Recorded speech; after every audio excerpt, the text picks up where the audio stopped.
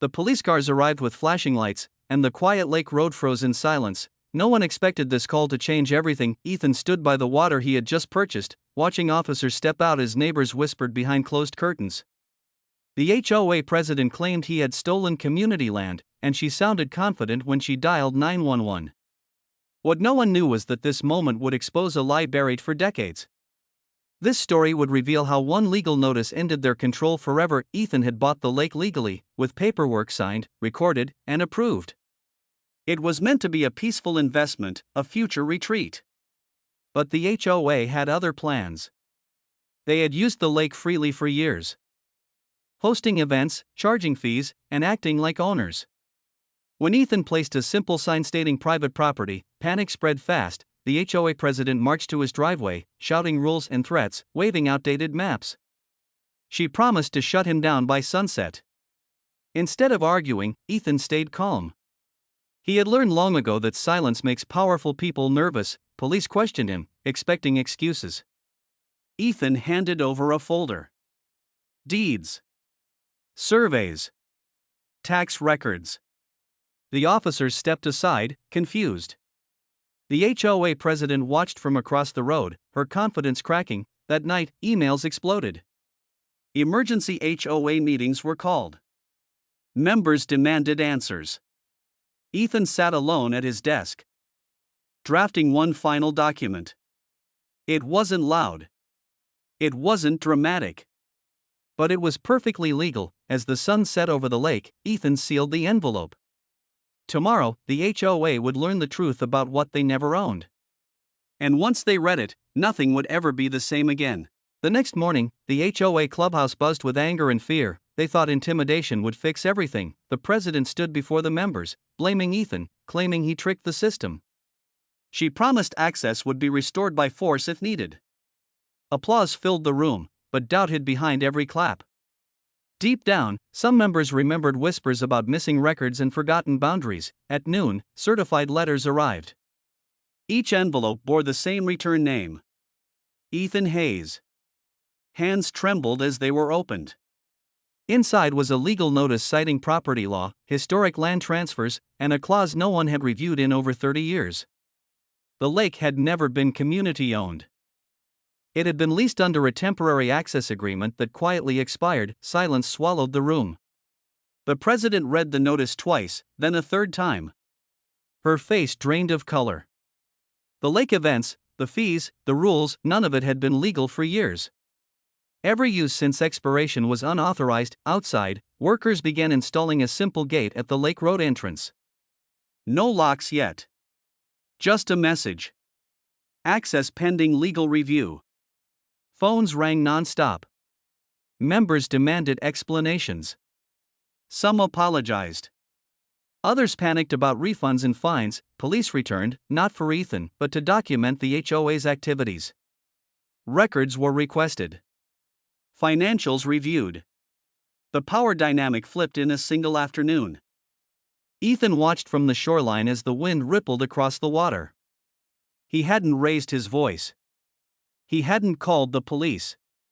He had simply read the fine print everyone else ignored, and now, the HOA faced a question they couldn't escape: what else had they been wrong about? By day 3, the neighborhood felt different, quiet, careful. Watched, HOA members avoided eye contact with Ethan. The president stopped attending meetings publicly, claiming stress. Lawyers replaced volunteers. Every document suddenly mattered. What was once routine now felt fragile. The HOA's attorney attempted negotiation. Access hours. Shared maintenance. Revenue splits. Ethan listened politely and declined each offer. The law was clear, and so was his patience. The lake was his, and control would not be borrowed again. Old residents began speaking up. One recalled her father warning about the lake agreement years ago. Another admitted the board ignored renewal notices to avoid legal costs. Truth spread faster than fear. Then came the audit. Funds collected from lake events had never been separated. Taxes unpaid. Permits missing. What began as a property dispute was becoming something much bigger.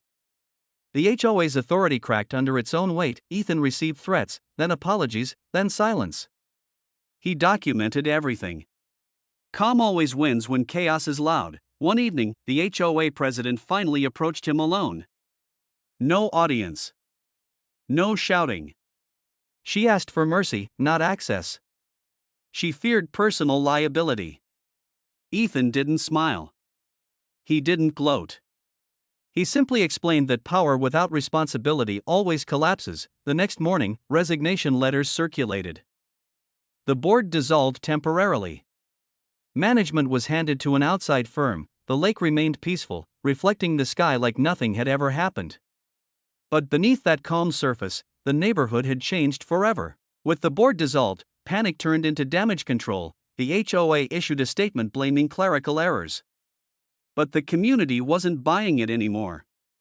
Residents demanded transparency. Meetings were recorded. Questions were answered. For the first time, authority felt accountable. Ethan reopened the lake on his terms. Limited access. Clear rules. No fees. No favoritism. Respect replaced entitlement. Some neighbors thanked him personally. Others stayed silent, ashamed of how quickly they had believed the HOA. Local news picked up the story. Not for drama, but for precedent. A reminder that ownership matters, and assumptions can be expensive. Lawyers cited the case. Boards across the county reviewed their records nervously. The former president disappeared from public view. Her name quietly removed from documents she once controlled. Power faded faster than it arrived. Ethan walked the shoreline one evening. His families enjoyed the water peacefully. He never wanted revenge. He wanted balance. And he proved that calm resistance backed by truth is unstoppable. The lake shimmered under the setting sun, no longer a symbol of control, but of clarity. And while the HOA survived, it would never rule the same way again, because one man read what others ignored and acted when others panicked. Months later, the neighborhood settled into a new rhythm. Rules became reasonable. Voices mattered. The HOA hired legal advisors permanently. Records were digitized. Transparency became policy, not a promise. Ethan declined any board position. He didn't need authority to protect what was his. Children played by the lake without tension. Events returned, smaller and fair. The community learned a lesson it wouldn't forget. Ownership isn't about power, it's about responsibility. One evening, a neighbor asked Ethan why he didn't sell the lake back. He smiled gently and said some things are worth keeping, not for profit, but for peace. The lake reflected the sky, unchanged. But everyone around it had learned to look deeper. What began with a police call ended with a community reset, and all it took was one legal notice. Years later, the story still circulated online, a warning. A lesson. A reminder. New residents heard it during orientation. Read everything, they were told. Never assume. The HOA became an example, not a threat. Ethan remained a quiet figure, known for calm and fairness.